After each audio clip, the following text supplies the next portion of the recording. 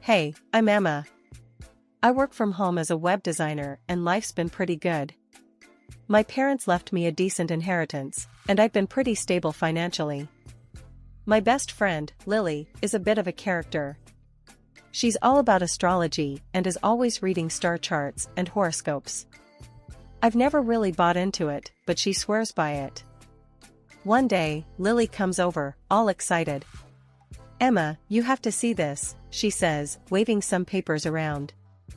"What's got you so hyped?" I ask, rolling my eyes a bit. "I did your natal chart and found your perfect match. His name is Matt, and he's absolutely your soulmate," she says, eyes sparkling. I couldn't help but laugh. "Alright, fine. I'll meet him. But if he's a weirdo, you owe me a drink." "Deal," she grins, clapping her hands. So, Lily arranges a meetup. I'm feeling a bit skeptical, but curious. When I finally meet Matt, he turns out to be surprisingly normal. Tall, dark hair, a nice smile, nothing like the disaster I'd pictured. "Hey, I'm Matt," he says, extending his hand. "Emma, so, you're into astrology too?" I ask, trying to make conversation. He laughs, shaking his head. "Not really. Lily wouldn't stop bugging me about this, so I figured why not?" I chuckle. Same here. I was half expecting some crystal ball guy. We end up talking for hours. Turns out, we have a lot in common. We both love hiking, we're into the same movies, and we even like the same weird food combinations. I'm starting to think maybe there's something to this astrology thing after all. A few days later, we're texting nonstop. Matt seems genuinely interested in getting to know me. He asks about my work, my hobbies, and my family. We keep seeing each other, and things get serious pretty fast. Matt is kind, funny, and seems genuinely interested in me. One night, after a cozy dinner at his place, he takes my hand. "Emma, I know it's only been a few months, but I feel really connected to you. I don't want to rush things, but I can't see myself with anyone else," he says, looking into my eyes. I feel a flutter in my chest. "I feel the same way, Matt. You're everything I didn't know I was looking for." A few weeks later, we're officially a couple. Lily is over the moon. "I told you the stars don't lie," she exclaims when I tell her. As time goes on, Matt and I get closer. We start talking about the future, and he brings up the idea of me moving in with him. It feels right, so I agree. We're happy, and for once, everything feels perfect. Matt had convinced me that investing my inheritance in our home was better than stocks. Life had been pretty smooth after I paid off his $200,000 mortgage. With the leftover money, I gave the house a facelift, new furniture, a fresh coat of paint, the works. We were settling in nicely. One afternoon, Matt's phone rang, and he answered it, looking concerned. "Mom? What's going on?" I could hear his mom's frantic voice on the other end, though I couldn't make out the words. Okay, calm down. We'll be there as soon as we can," Matt said, hanging up the phone. He turned to me, his face pale. "Dad's had a stroke. He's paralyzed on his left side. We need to go, Emma." We packed quickly and hit the road. The drive was tense, with Matt gripping the wheel, barely saying a word. When we arrived at his parents' house, the place was in chaos. Susan, his mom, was in tears, and her back was acting up. "Matt, Emma, thank God you're here," Susan cried out, her face streaked with tears. "Your father, he can't move or talk, and my sciatica. I can't do anything." After a long, exhausting visit to the hospital, we got the details. George, Matt's dad, was in bad shape. He couldn't move his left side and couldn't speak. It was heartbreaking to see him like that. Back at the house, we needed a plan. "We should think about a care facility," I suggested. "They can provide the best care for George." "No. He doesn't want that.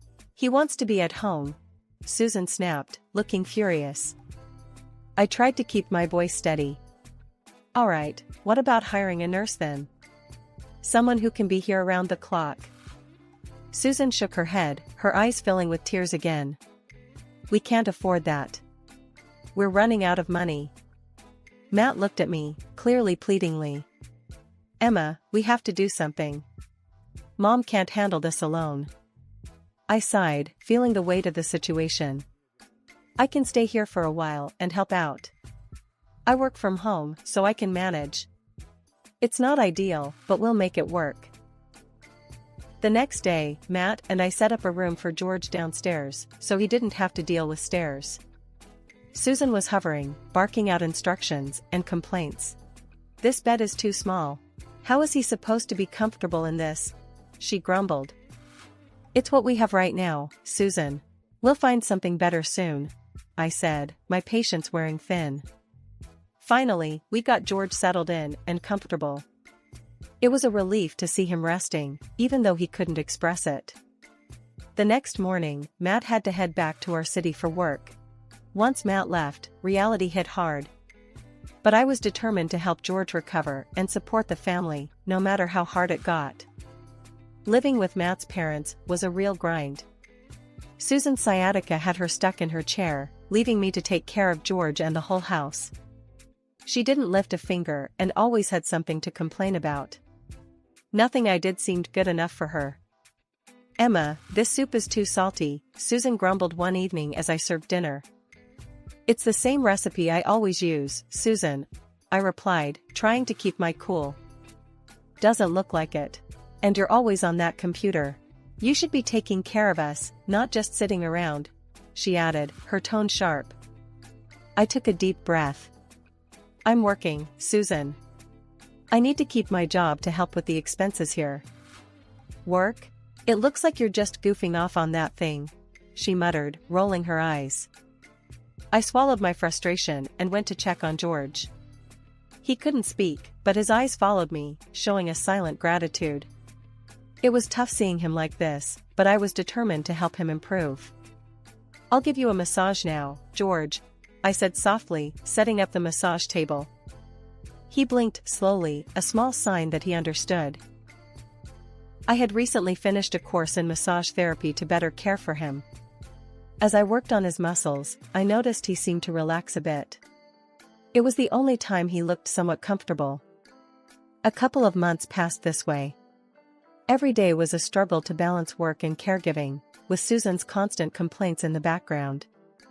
Finally, after months of this routine, Susan's sciatica improved enough that she decided to visit Matt for a few months. Emma, I'm going to stay with Matt for a while. I need a break from this place, she announced one morning.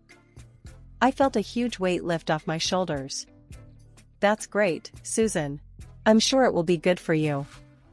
As she packed her bags, I couldn't help but feel a sense of freedom creeping in. It would be just George and me, and I could finally set my own routine without her constant nagging. The day Susan left, I felt like I could breathe again. I went to George's room, and he gave me a look that said more than words ever could. It's just us now, George. We're going to make some real progress, I said, smiling at him. He blinked slowly, and I knew he was on board. With Susan out of the house, life became a lot more manageable. I set up a solid routine for George and me. Every morning, I'd start by helping him with his exercises. I'd lift his legs and arms, encouraging him to move as much as he could. I'd then move on to massaging his muscles, something I'd learned from my recent therapy course. This will help with the stiffness, George. Just hang in there, I'd tell him, working through the knots and tight spots. The days were long, but without Susan's constant nagging, I could focus better. My web design work became my escape, a few hours a day where I could lose myself in creativity. One afternoon, as I was setting up for George's therapy, I noticed something different. His fingers were twitching slightly. Hey, George, can you try moving your fingers for me? I asked, holding my breath. Slowly, very slowly, his fingers curled a bit. It wasn't much, but it was the first movement I'd seen in weeks. I felt a rush of excitement. That's great, George. Keep going, just like that. I encouraged him. His eyes lit up with a spark of hope. From that day on, we worked even harder. Every little twitch, every small movement was a victory. I started incorporating more exercises, pushing George to do a bit more each day. The weeks passed, and George's improvement was steady. One day, as I was helping him stand, he managed to take a step with some support. "Look at you, George. You're walking," I exclaimed, almost jumping with joy. Our daily routines became more rigorous. We'd walk a few steps every day, and George's confidence grew with each one. His strength was returning, slowly but surely. One evening, after a particularly good session, I decided to sit down and have a chat with him. "George, you're really making amazing progress. How are you feeling about all this?" I asked, sitting next to him. He took a deep breath and managed to say, "Better, thanks, Emma." Hearing him speak, even if just a few words, was like music to my ears. "You're welcome, George. We're a team, and we're going to get through this together," I replied, feeling a lump in my throat. As the months rolled on, George continued to improve. He was now able to move around the room with some assistance, and could feed himself with a bit of help. Our bond grew stronger through this journey. We shared more conversations, even if they were simple and slow. "George, you're really a fighter. I'm so proud of you," I said one morning as we sat in the garden, enjoying the fresh air. "Couldn't do it without you," he replied, his words clearer than before. We both sat there, enjoying the moment. It felt good to see him reclaiming parts of his life that had seemed lost forever. His spirit was strong, and his determination was inspiring. Over time, George and I grew very close. He started calling me his daughter, which warmed my heart. One day, we were sitting in the garden, enjoying the sunshine, when I decided to ask something that had been on my mind. "George, why didn't you want to go to a nursing home when you got sick?" I asked gently, looking into his eyes. He looked surprised. "Never said no," he replied slowly. "Saved money for good place." I was taken aback. "But Susan said you didn't want to go, and that there wasn't any money for it." George frowned, a serious look crossing his face. "Didn't know that," he said, his voice firm despite the struggle to speak. "We'll figure out." After months away, I decided to surprise Matt with a visit home. I was excited, thinking about how happy he'd be to see me. I packed my bags, said a quick goodbye to George, and hit the road. The drive felt longer than usual, my mind racing with thoughts of reuniting with Matt. When I finally pulled into our driveway, it was already dark. I grabbed my bags and walked up to the front door, but something felt off.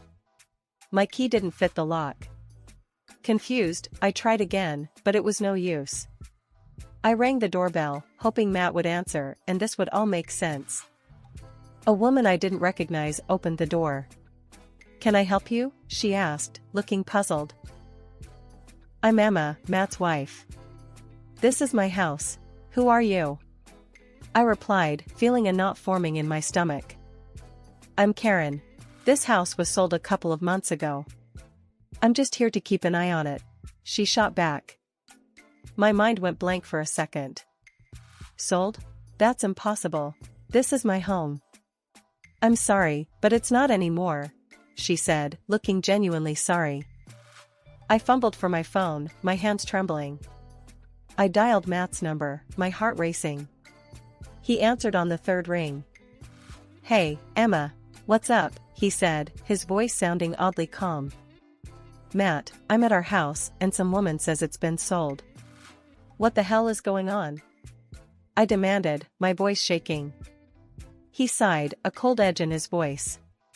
"Yeah, I sold the house. I bought a new one for Mom and me." "What? You sold our house without telling me? Where am I supposed to go?" I shouted, feeling a mix of anger and confusion. "There's no place for you in the new house, Emma. I sent the divorce papers. Didn't you get them?" he replied, his tone icy. I felt like the ground was falling away beneath me. "Divorce papers? Are you serious, Matt? I paid off your damn mortgage. How could you do this to me? He laughed, a cruel sound. You can't prove any of that. The house was in my name. It's over, Emma. Move on. Tears stung my eyes as I tried to process his words. What about your father?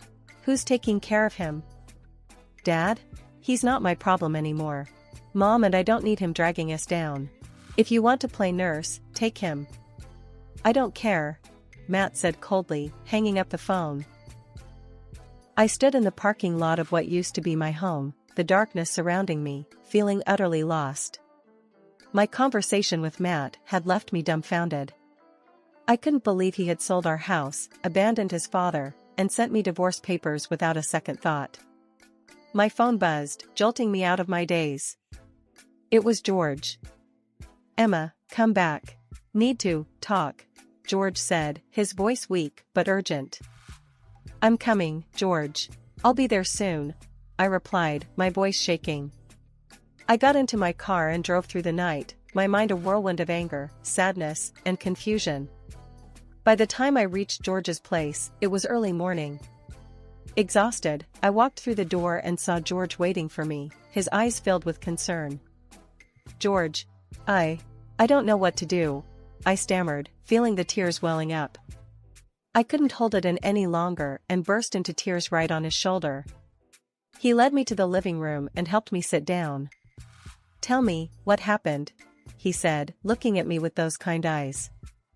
I took a deep breath, trying to steady myself. Matt sold the house, George. He said there's no place for me and that he doesn't care about you either. He sent me divorce papers. George's face hardened, a rare show of anger. I knew they were up to no good. What do you mean, George? I asked, wiping my tears. After my stroke, couldn't speak, they talked, in front of me. He began, his voice trembling with the effort. What did they say? I asked, feeling a chill run down my spine. They planned everything. Told me they'd get your money, sell house, kick you out, George said, his eyes filled with pain. I stared at him in horror. They actually said that? How could they be so cruel? Thought I couldn't understand. But I did, he continued, his voice getting stronger. They also wanted to get rid of me. Sell my house. Tears streamed down my face as I listened. I can't believe they'd do this to their own family. George took a deep breath. I've taken care of everything. What do you mean? I asked, looking at him, confused. He reached into his pocket and pulled out a set of keys, handing them to me. I bought Matt's house. It's yours now. I looked at the keys, then back at George, feeling a wave of emotion. You did this for me? Why? Because you deserve it. You paid for it. Not them, he said firmly. I burst into tears again, but this time they were tears of happiness and relief. Thank you, George. I don't know what to say. As I sat there, holding the keys to my new home, I felt a mix of gratitude and determination. George had given me a second chance, and I was not going to let Matt and Susan's betrayal break me. We were going to fight back, and we were going to win. Together. The next day, George decided it was time to make things official. He called a lawyer to the house to change his will. Emma, need you to be the heir, George said, looking determined. Are you sure, George? I asked, feeling a mix of gratitude and concern. Yes, it's right. You took care of me, not them, he replied, his voice steady despite his condition. The lawyer arrived, and we sat down at the kitchen table. George explained his wishes, and the lawyer nodded, drafting the new will. I felt a lump in my throat as George signed the papers, making me the sole heir to all his property. A few days later, I met with Jack again, bringing all the documents and evidence we had gathered. Jack was impressed with the thoroughness of our preparation. Emma, this is solid. We've got everything we need to go after Matt and Susan, he said confidently. I'm ready to fight, Jack. Let's get that $200,000 back, I replied, feeling a surge of determination. Jack filed the lawsuit, demanding the return of my money. We also provided evidence from the bank, with witnesses confirming the transfer of funds. It was a strong case, and I felt hopeful about our chances. A few days later, there was a knock on my door. I opened it to find Matt and Susan standing there, looking desperate. "Emma, we need to talk," Matt said, his voice shaky. I crossed my arms, glaring at them. "What do you want?" "Please, Emma, we're sorry. We didn't mean for things to go this far," Susan said, her voice trembling. "Sorry? You two planned this from the start. You lied, stole my money, and tried to kick me out," I shot back, feeling my anger rise. "Emma, please, let's work something out. We don't want to go to court," Matt pleaded, his face pale. I shook my head, my voice cold. "I don't want anything to do with people like you. And by the way, George has recovered and transferred all his property to me. You two are left with nothing." Matt's face turned ghostly white, and Susan's eyes widened in shock. She fainted right there on my doorstep. Matt just stood there, speechless. "Get her out of here, Matt. I don't have time for your games," I said, pointing towards their car. He nodded, still in shock, and dragged Susan to the car. As they drove away, I felt a strange sense of closure. A few weeks later, the court ruled in my favor. I was awarded the $200,000, and the divorce was finalized. It was a long, hard battle, but I had won. I drove back to George's house, feeling lighter than I had in months. As I walked in, George looked up, his eyes full of curiosity. "How did it go?" "We won, George. I got the money back, and the divorce is final," I said, tears of joy streaming down my face. We sat together in the living room, the weight of the past months lifting off our shoulders. It was the beginning of a new chapter, one where we could finally find peace and happiness. Life had settled into a peaceful routine after all the chaos. I lived in my own house now, and George was a regular part of my life, like the father who passed away early and whom I hardly remember.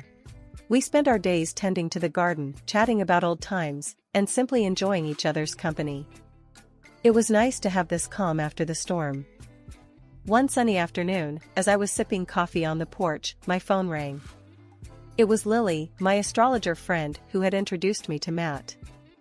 "Hey, Emma. You won't believe what I've found in your chart this time."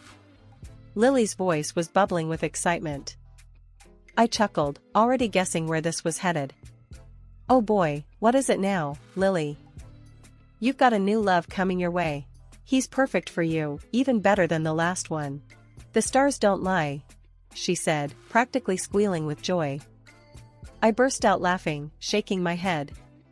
"Lily, after everything that happened, I think I've had my fill of horoscope-based romances. But Emma, this one is different. The alignment is just right. You've got to trust me on this," she insisted. "Lily, I appreciate it, but I'm focusing on myself for now. If Mr. Perfect is out there, he'll find me without the stars' help," I replied, feeling more amused than annoyed. After hanging up, I couldn't help but laugh at the whole conversation. Despite everything, Lily's enthusiasm was infectious. But I knew I was in no rush to jump into anything new. I was content with my life as it was. George wheeled himself onto the porch, looking curious. "Who was that?" "Lily. She's trying to set me up with another perfect match from the stars," I said, rolling my eyes playfully. George chuckled, his eyes twinkling. "Stars didn't work so well last time." "Exactly. I told her I'm done with horoscope dates. I've got enough on my plate without adding a new guy into the mix," I replied, grinning. "You'll find someone when the time's right," George said, giving me a knowing look. I looked out at our garden, feeling a deep sense of contentment. The flowers were blooming, and the vegetables were coming along nicely. It was a little paradise we had created together. "You know, George, this is all I need right now. A simple life, good company, and a bit of sunshine," I said, taking a deep breath of the fresh air. "Perfect life," he agreed, smiling. A few days later, I got another call from Lily, but this time it was just to chat. No horoscope predictions, no matchmaking, just catching up like old friends. It felt good to keep things light and easy. One evening, as I was watering the garden, I thought about what the future might hold. I knew that someday, I'd meet someone who would appreciate me for who I am, without needing the stars to tell us we were meant to be.